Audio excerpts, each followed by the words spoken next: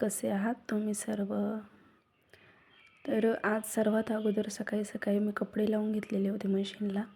कारण आज वातावरण पुन्हा खराब झालेलं होतं, म्हणजे ऊन नव्हतं अजिबात. आणि त्यानंतर विंडो क्लीन करायचा विचार करत होते खूप दिवसांपासून. बऱ्याच दिवसांचं चाललं होतं की ते बऱ्याच म्हणजे असं तेलकट तेलकट उडालेलं होतं. कारण सध्या थंडीमुळे आता विंडो ओपन नाही करत मी स्वयंपाक वगैरे करताना. नाहीतर अदरवाईज मी विंडो ओपन करूनच स्वयंपाक करते, जेणेकरून ते जास्त तेलकट होणार नाही. पण आता थंडी एवढी आहे की त्यामुळे विंडो ओपन करायची इच्छाच होत नाही. सो त्यामुळे त्या जास्तच तेलकट तेलकट झालेल्या होत्या. सो मग आज फायनली त्यांचा मुहूर्त निघाला आणि म्हटलं आज साफ करून घेऊया. सो मी आता ते ना स्क्रबरने घासून घेतो ते अगोदर छान असं स्वच्छ, आणि त्यानंतर म्हटलं धुवून घेऊया. सो असं माझं सगळं चाललेलं होतं. आणि ह्या विंडो आता तरी थोडे बरा दिसत आहेत. जेव्हा मी फर्स्ट टाईम म्हणजे इथे या क्वार्टरला राहायला आले तेव्हा तर बापरे, म्हणजे एवढी पूर्ण असे काळपट काळपट दिसायचे, एवढा तेलकट साचलेलं होतं त्यावर तेल. अक्षरशः म्हणजे मी म्हटलं बापरे, जी माझ्या अगोदर ज्या कोणी लेडीज होते ते साफ करत असतील का नाही माहीत नाही. आणि हे जे खाली असं सिमेंटचं दिसतं आहे ना, तिथे तर पूर्ण तेलाचा थर साचलेला होता. ते तर मी अक्षरशः असं ब्लेडने कट करून करून करून काढलेलं, एवढ्या घाण झालेल्या होत्या. सो मी आता ते नेहमी साफ करून करून बऱ्यापैकी स्वच्छ झालेले आहेत.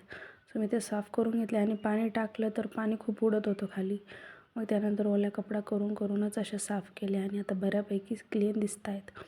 आणि त्यानंतर मग गॅसही बऱ्याच दिवसापासून खालून साफ केलेला नव्हता. म्हटलं आज आता काढलेलंच आहे तर गॅसही थोडा खालून साफ करून घ्यावा.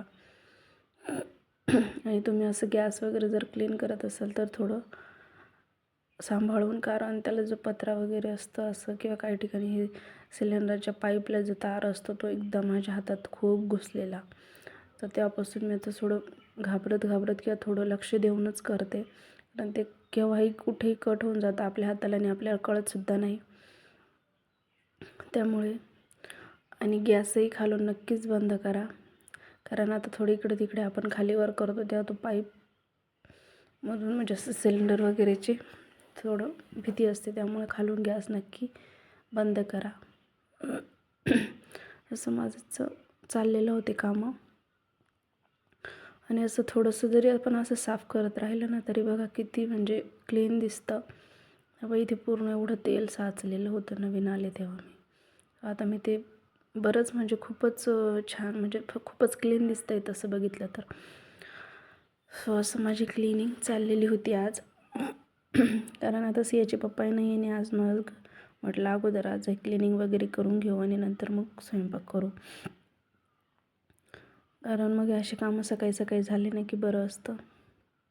त्यानंतर मग आता क्लीन करतोच म्हटलं तर हा एरिया तर मी म्हणजे रोज अगदी चालूच असतं माझे भांडे घासताना. मला तेलकट वगैरे दिसलं काही डाग वगैरे तर आज आणखी थोडी डीप क्लिनिंग करून घ्यावी म्हटलं. सो बेसिंग रूमच्या साईडची वगैरे सगळं असं धुवून घेत होते. आणि आज मी सकाळी एक अशाच काही ओळी वाचल्या ज्या मला खूप आवडल्यात. म्हटलं चला तुमच्यासोबत शेअर करूया. तर त्या काही ओळी अशा काही होत्या. मनावर 1.5 किलोचं टेन्शन असूनही चेहऱ्यावर राहिलं 100 ग्रॅमचं हसू. मनावर 1.5 किलोचं टेन्शन असूनही चेहऱ्यावर राहिलं 100 ग्रॅमचं हसू. हृदयात 1/2 किलोचा भरवसा, काहीही झालं तरी ठीक होईल. हेच खरे जमा झालेले भांडवल आहे. उरलेलं सर्व फुकट आहे. उरलेलं सर्व फुकट आहे. आणि हे मला खूप आवडलं, कारण आपलं लेडीजचं असंच असतं ना की आपल्याला कितीही टेन्शन असलं, किती काही प्रॉब्लेम असले तरीही आपण चेहऱ्यावर एक स्मित हास्य घेऊनच आपल्याला फिरावं लागतं.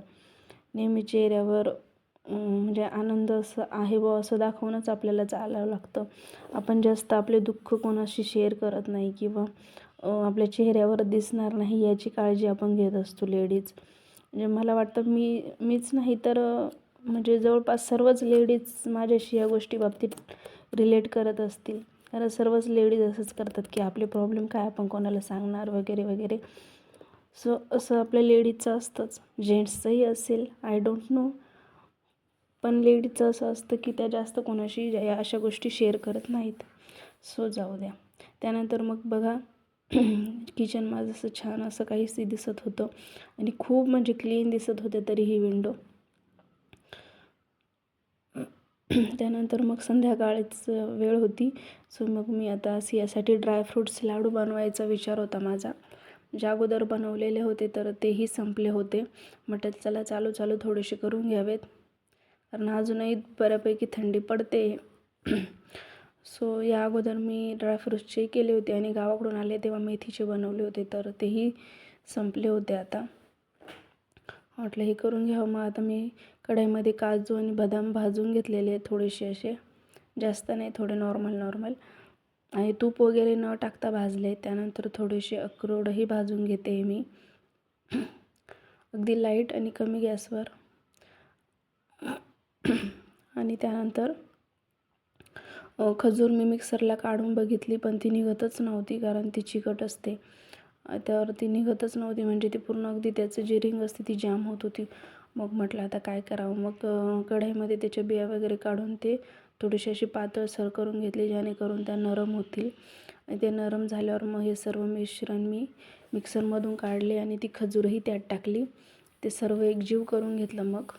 आणि त्यानंतर लागेल तसं तूप तुम्ही टाकू शकता. जर तूप टाकायचं नसेल किंवा कमी जास्त तुम्ही तुमच्या आवडीनुसार इच्छेनुसार टाकू शकता. आणि सर्व मिक्स करून हे केलेलं मी. यात साखर वगैरे काही टाकले नाही, फक्त गूळ मनुके आहे, त्यामुळेच यांना फारसं गोडवा येतो. आणि माझे लाडू तयार आहेत. लहान मुलांसाठी खूप छान असे पौष्टिक लाडू आहेत. रोज सकाळी तुम्ही एक लाडू देऊन बघा, खूप छान असतो. सो व्हिडिओ आवडले असल्यास लाईक करा, शेअर करा, सबस्क्राईब करा. Thank you everyone.